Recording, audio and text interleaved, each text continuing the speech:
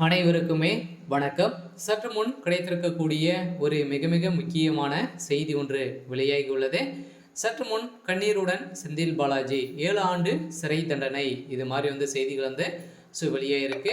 ஏற்கனவே பார்த்தீங்கன்னா செந்தில் பாலாஜி அவர்கள் நிபந்தனை அடிப்படையில் தான் ஜாமீன் வெளியில் இருக்கா இல்லையா. ஸோ வந்த உடனே அமைச்சராக பொறுப்பேற்று தான் இப்போ உச்சநீதிமன்றம் பார்த்தீங்கன்னா கடுமையாக சரமாரியாக கேள்வி இருக்கக்கூடிய நிலை வந்திருக்கு.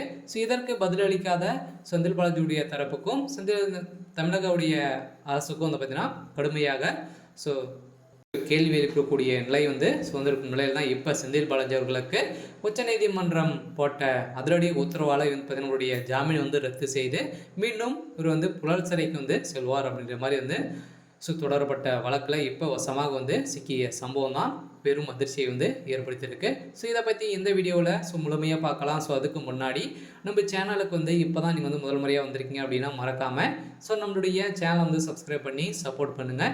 ஸோ வாங்க வீடியோக்குள்ளே போகலாம். ஸோ பார்த்தீங்கன்னா முதல்வர் ஸ்டாலின் அவர்களுக்கும் செந்தில் பாலாஜி அவர்களுக்கும் இடைந்த ஏற்கனவே பார்த்தீங்கன்னா ஒரு 10 வருடத்துக்கு முன்னாடி ஆண்டுகளுக்கு முன்னாடி அவருடைய பந்தங்கள் எப்படி இருந்தது, இப்போடைய பந்தங்கள் எப்படி இருக்குது அப்படின்றது தான் அனைவருமே பார்த்துட்டு இருக்கும் இல்லையா. ஸோ இப்போ பார்த்தீங்கன்னா செந்தில் பாலாஜி அவர்கள் புழல் சிறையில் ஒரு 471 நாட்களாகவே இருந்தார் இல்லையா. ஸோ இதை தொடர்ந்து செந்தில் பாலாஜி அவர்கள் நிபந்தனை அடிப்படையில் வெளியே வந்த உடனே முதல்வர் ஸ்டாலின் அவர்கள் திமுகவுக்காக தியாகங்களை செய்த ஒரே நபர் அப்படின்ற மாதிரி பார்த்தீங்கன்னா புகழாரம் காட்டி வருந்த நிலையில் இப்போ செந்தில் பாலாஜி அவர்கள் பார்த்தீங்கன்னா இவருடைய நிலைமையே மாறி இருக்கு.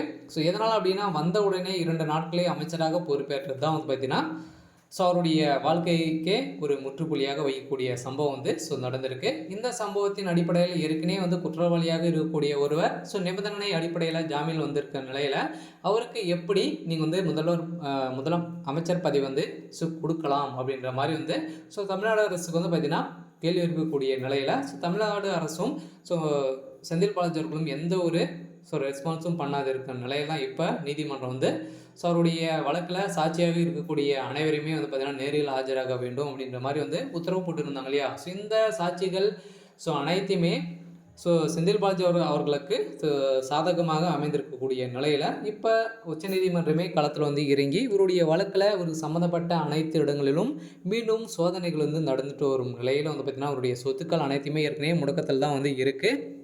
இந்த சொத்துக்கள் அனைத்துமே போலியானது, இது இந்த பணங்கள் அனைத்துமே எங்கேருந்து வந்திருக்கு அப்படின்ற மாதிரி பார்த்தீங்கன்னா இப்போ கண்டறிந்தக்கூடிய நிலை சுதந்திருக்கும் நிலையில் தான் இப்போ செந்தில் பாலாஜிகளுக்கு மீண்டும் புழல் சிறை கன்ஃபார்மு அப்படின்ற மாதிரி தான் இப்போ வெளி வட்டாரத்தில் பேசப்பட்ட ஒரு நிலையில் செந்தில் பாலாஜியுடைய கதை ஒட்டுமொத்தமாக முடிய போகுது.